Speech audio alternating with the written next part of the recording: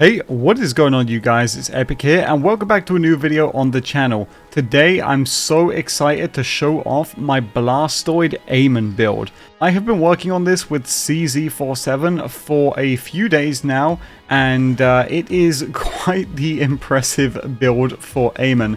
It is completely ordnance focused. There is no need for a single gun in this build whatsoever. You can completely omit all of these guns. Only thing you need is what is down here, your little mini inventory. Your equipment slots here are completely irrelevant. As always, if you want to see the full build, the link is in the description down below on Mobilytics. Go and check that out.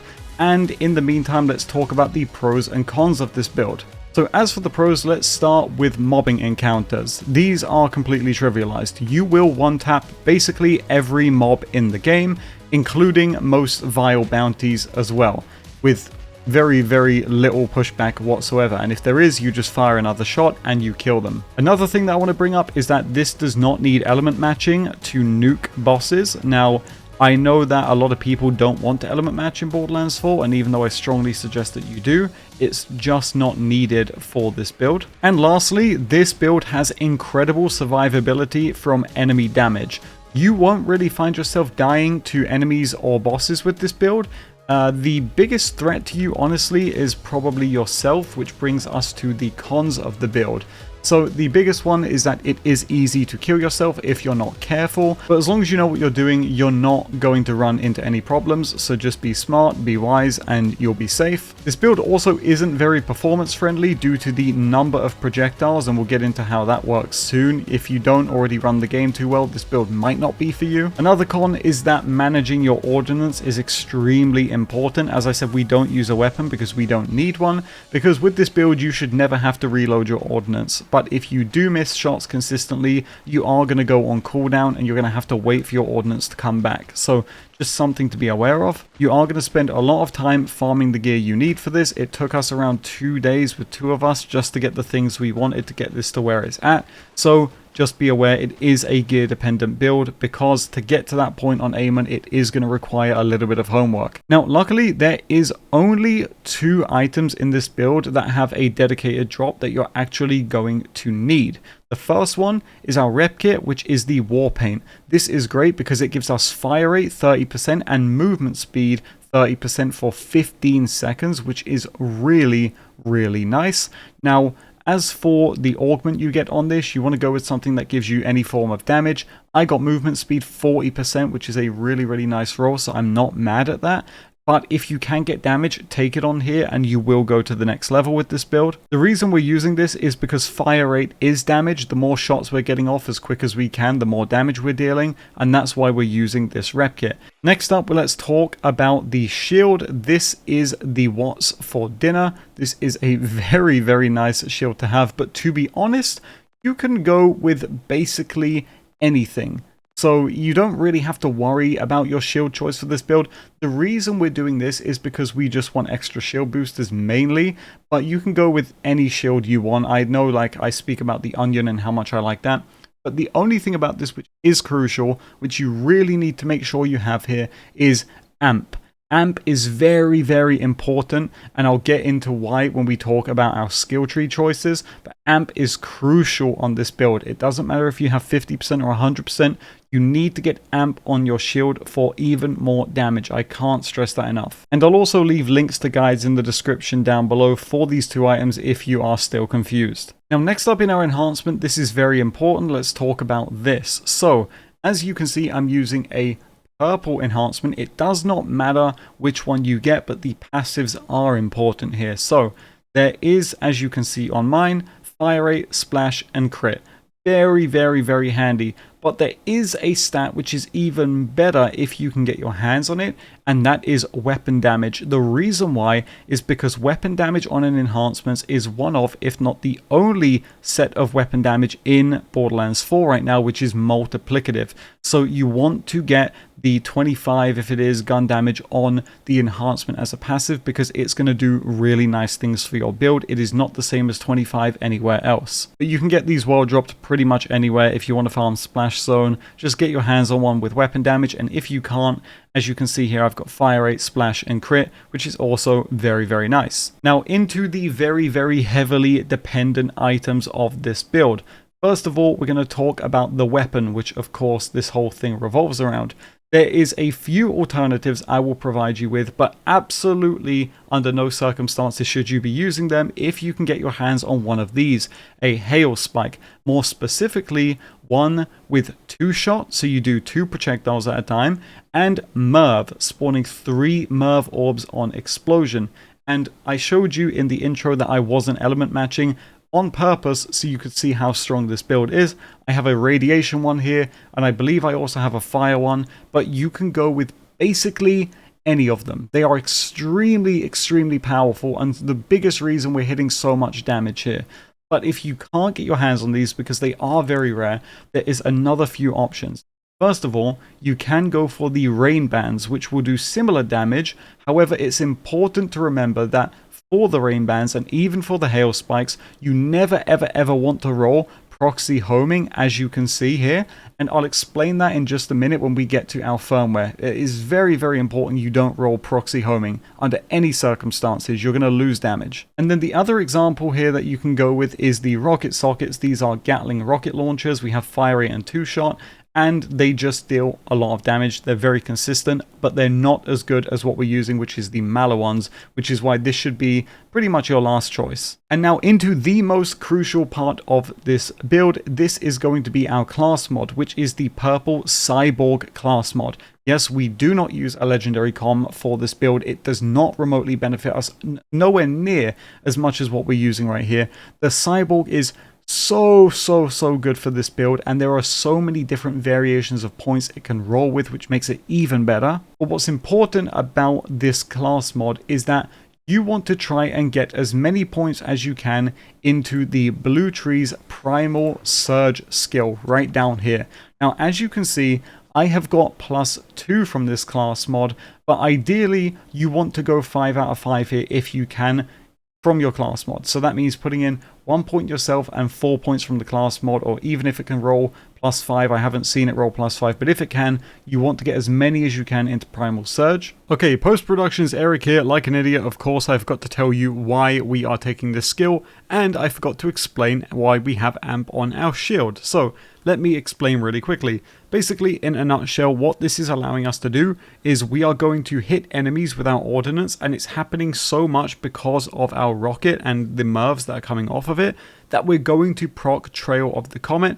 And of course, when we've done this, we've now fired off an amp shot, so our shield has been drained, right? But that's where this skill comes in, because it's going to give it right back. We're going to get all of that shield back, and we're basically going to have infinite amp damage on our shots, which is very nice, right? So that's basically how that works. I'm sorry I forgot. And you also want points over here into Ballistic Bulwark, which is going to give us overshield when we deal ordnance damage, which is a huge source of survivability on this build, making us basically have 2 shield bars at all times. Now, this thing can also roll with some pretty nutty skills that you can also keep an eye out for. In my case, this one here has 1 point into Scorched Kairos, which is increased ordnance damage and max size, which is very, very nice, but it can also roll points into the green tree as well, more specifically into the skill down here, or specifically into Endless Bombardment, which will give you even more ammo back when you're damaging enemies. But this is kind of overkill, to be honest. You don't need it,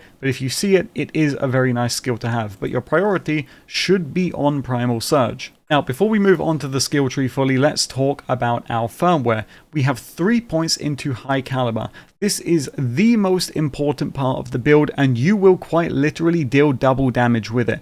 The reason why is because this has a really interesting interaction with Mervs in particular, which I'm going to make a full video on separate to this one, but since you're already here, I'll let you know how this works. In a nutshell, what happens when a rocket passes through an enemy it will explode at the enemy when it passes through them and then explode when it makes contact with a surface. However, when you have MIRVs on a rocket, it's going to do basically the same thing on crack. So it's going to explode when it hits the enemy, set off the MIRVs, then pass through the enemy, hit a surface, and set off the MIRVs again.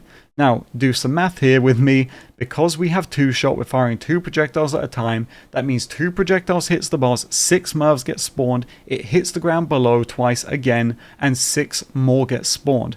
That means we have a total possible hits on the enemy of 16 per shot. We can hit the enemy 16 times per shot, which is absolutely disgusting. But I brought up earlier why you don't want proxy homing. The reason why is because for some reason when you have proxy homing on a gun, it completely breaks the bullet piercing effect and you will lose double damage. So you do not want proxy homing under any circumstances. It is very important. And then lastly, we have 2 points into airstrike for splash, radius, and damage. Now, there is a few things you could try here instead of this, but I have found that this is just what's going to work the best for this build. We do want that splash radius, we do want that splash damage. I don't think there is anything else that kind of comes close to this, to be honest with you guys. Now, let's go over to our skill tree and talk about some of our choices here. We spent days optimizing this, thanks to CZ as well for all of the help there. And we've come to the conclusion that we've basically got the most optimal spec we could possibly have here. So, starting from the top, we have 5 into Battleborn. We get more gun damage here, the more full our health is. And because we're basically always going to be full health, there is no reason not to take this. We also have 5 points into Scorched Arrows for more ordnance damage and mag size. Again, no reason not to take this. 5 points into Tail of the Comet, which kicks off an interaction which is going to keep our ammo up at all times. This makes it so that when we deal ordnance damage, which we always are, we will apply a cryo status effect that deals cryo damage over time. Now, not only is this dot insane because it deals a percentage of the damage we inflict, but it's also really insane because it will allow us down here in Primal Surge to trigger this skill. Whenever AMON applies a status effect to an enemy, there is a chance to partially restore his shield and ammo.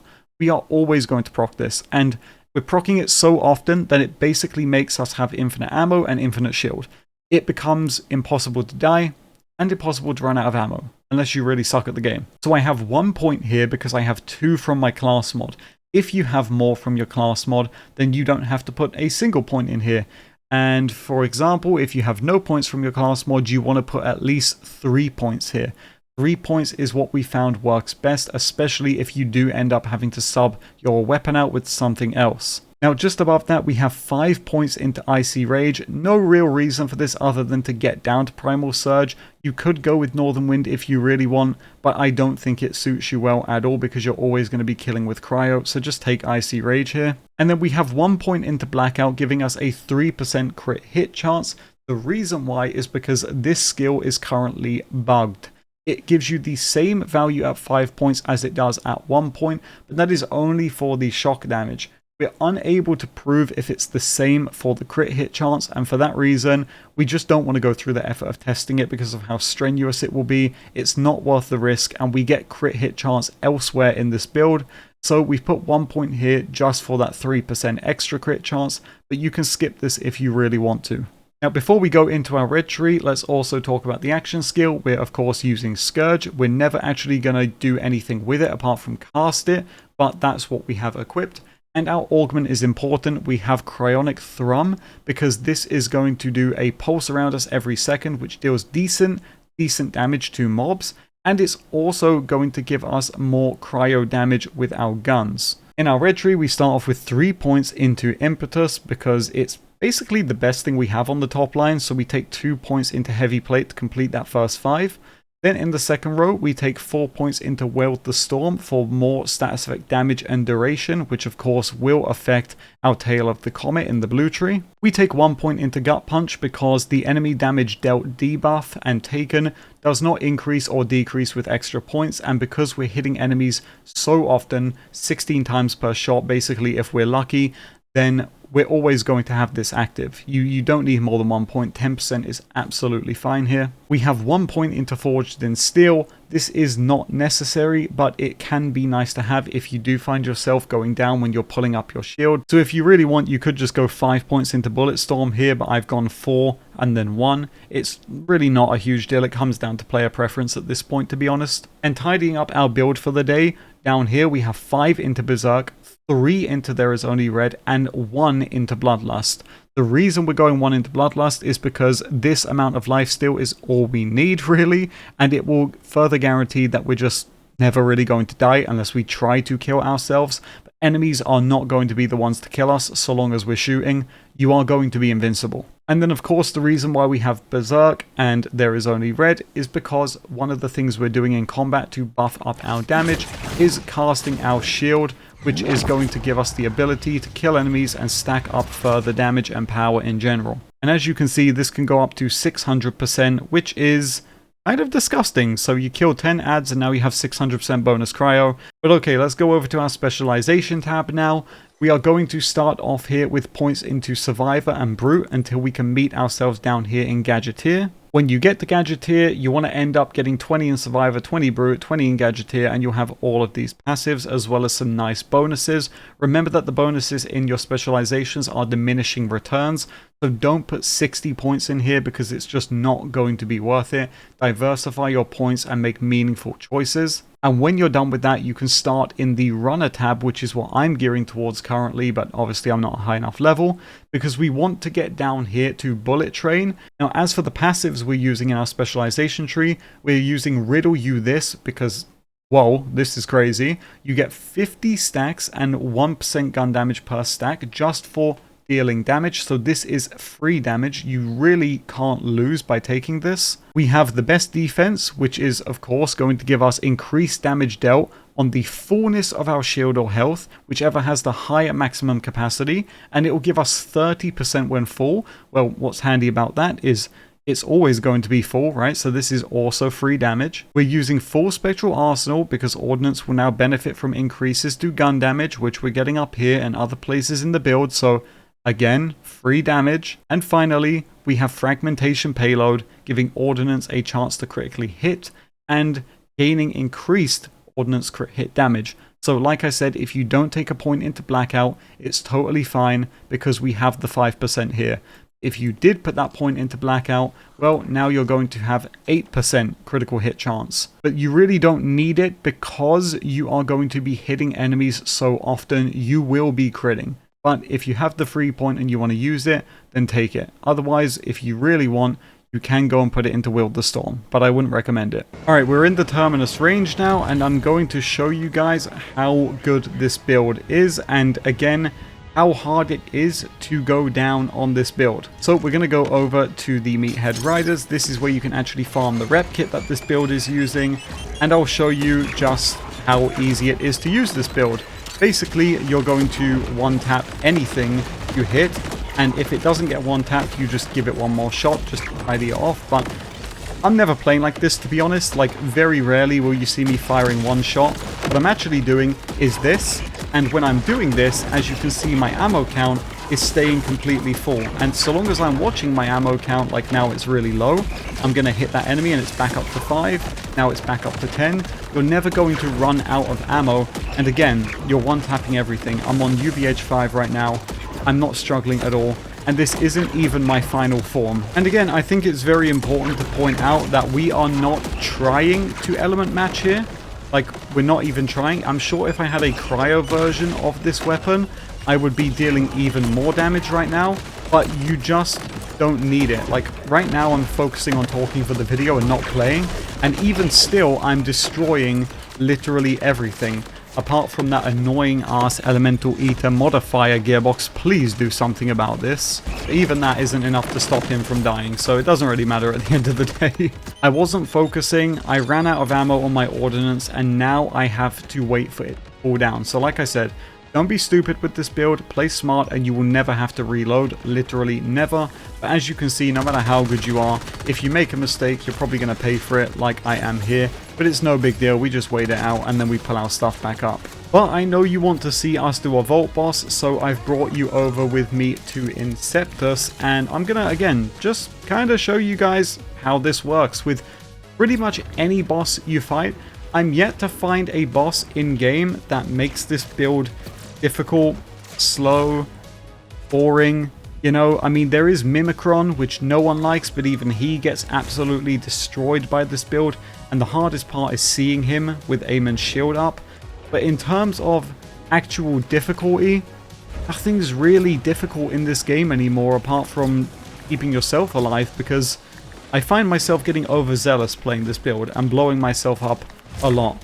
But that's because I'm stupid and you're not, which is why you're going to leave a like on this video and watch me kill Inceptus. So again, the loop here is very simple. I don't need to buy ammo because we don't use ammo. That means I save money. Big Pharma can't come for me. When I get into this fight right here, I'm going to simply pop my action skill, pull my shield up. Sometimes I don't even fire through the shield, but you know what? We will this time because why not? And we're going to aim for the floor to try and get the explosions off more often. And even though I can't see him, he can't see anything anymore because he's dead. And how fast was that? That was on the spot recording a live commentary. This isn't commentated over in post-production. That was live, and that was unplanned, and that was easy. And that's just kind of what this build is. Easy. It's just easy mode for AMON, which is a real fresh breath of air because, of course, the kickballer, people don't like the kickballer. I heard a lot on my last video. Well, you're just using the kickballer, Epic. That's an exploit. Well, fair enough. So we're going to do something a little different, and we have, and it works, and it's so good. And a big shout out to CZ for working on this build with me because it is just utterly fantastic. And again, if you want to see the full build, it'll be linked in the description down below over on Mobiletics. Go and check that out. If you guys don't know, I'm a writer over there now, and it's been very, very fun. So if you want to go and support me, go and check the build out in the description down below. And guys, thank you so much for watching today's video. I appreciate it. Please leave a like on it and sub to the channel if you like content like this, and if you do go and nuke a boss with the build. And everybody, until the next one, thank you so much for watching and have a great rest of your day.